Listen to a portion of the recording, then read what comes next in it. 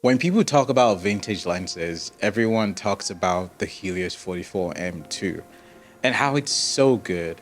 But in case you didn't know, there are multiple variations of the 44M series. And I want to talk about one that I found to be better, the Helios 44M6. Let me tell you why. There are a few reasons why the Helios 44 lens series is popular. For starters, the color rendition matches Soviet standards, whatever that means, and you receive rather muted and cooled color shades. The same goes for contrast. You may not achieve saturated colors, but this is actually what a lot of cinematographers prefer when choosing vintage lenses. Actually, I've studio tested this lens against the DZO Vespeed Prime and the Sigma 24-70. If you're interested in seeing that comparison, I'll leave the link to those videos in the description. If you look at how the Helios was used on the Batman, you'd see how it fits perfectly into the narrative of crafting a look for film. It has that popular unique bokeh effect. It just adds like an emotional, sentimental touch, and it's something that is very distinct. Another reason why it is popular is because of the wide aperture, which is good because it allows you to capture more light and create a beautiful soft background. Now, f2 isn't the widest if you compare it to some other ones, but I believe it really focuses the viewer's attention by creating a center of focus. I personally think it also has like a sense of intimacy, especially with everything just swirling around the subject. Now, I've used the 44 M2s and I think they're somewhat good, but I find that they're not as sharp as I would want them to be. So this led me in search of finding out what the other series would look like. And I finally settled on the winner, the M6.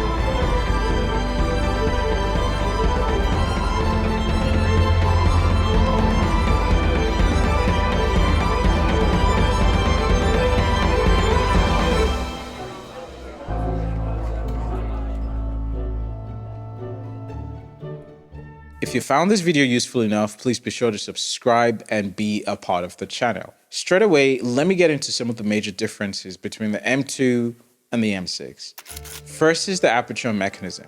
The 44 M2 features an aperture ring that is directly on the lens barrel, and this allows you to control the aperture manually. On the other hand, the 44 M6 has an automatic aperture mechanism, meaning that the aperture is controlled by the camera body because of its stop-down pin design. Here, a word of caution is necessary. With the pin design, you're in effect permanently on auto mode, and you need the camera adapter to push the pin. If your camera doesn't depress the pin at the moment the shutter is released, which is quite impossible, especially considering most mirrorless cameras are not actual M42 film cameras, then you'll be stuck with a lens that's permanently wide open at f2. Which is how I first started, but good thing there's an easy fix to get around the pin issue. In my case, I just pushed the pin down all the way with a needle, put a small plastic on it, and then it acts like a manual switch. Wrong measurement, having to cut that again to make it smaller. Okay, this is what we're looking at. The truth and roll. Yay! It works! This way.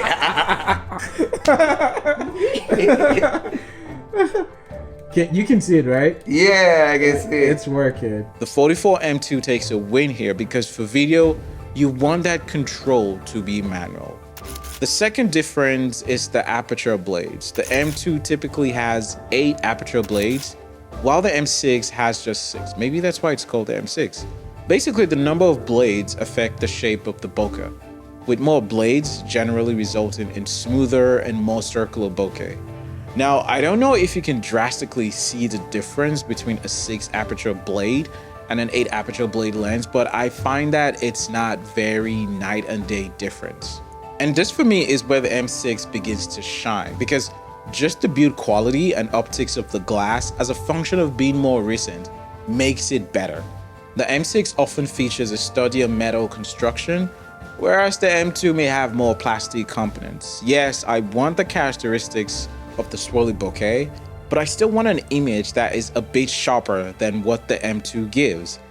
Lastly, in terms of availability, the M2 is produced in like super large quantities and is more commonly found in the market. The 44 M6, on the other hand, was produced in smaller quantities and is less commonly available, making it slightly more sought after because you get something that looks unique. In a world where everybody is trying to distinguish themselves by virtue of their work, I find that the M6 is a perfect balance of character, sharpness, and durability. Oh, I should also say it's cheap. I got mine for less than 40 bucks. If you'd like to pick up this lens, there's a link in the description box. It's an affiliate link, and if you buy using that link, you will be supporting this channel big time at no additional cost to you. Now let's get back to the video. I mean, at the end of the day, both the M2 and the M6 can produce beautiful images, and I ultimately believe that this choice between them will come down to personal preference, shooting style, and availability. Now, I did use the HELIOS 44 M6 on one of our commercial productions for a wide medium shot, and it looked fantastic. In post, I was able to bring up the contrast ratio to match the Sigma, which was on the second camera. It still had the characteristics, and it was sharp enough. Honestly, this is what I appreciate about this lens. The fact that I don't lose out on the vintage qualities of the M2 series, but I get a sharper and more usable image than the 44 M2. Now, I'm curious to know what your thoughts are on this comparison. Leave me a comment below. Do you think the M6 is better in terms of image quality, or would you rather go with the cult favorite M2? My name is Tyre, and remember, everything will be perfectly balanced. You can watch another video that YouTube suggests for you based on your preference over here or here. I don't know which one, where it's gonna go to. Yeah.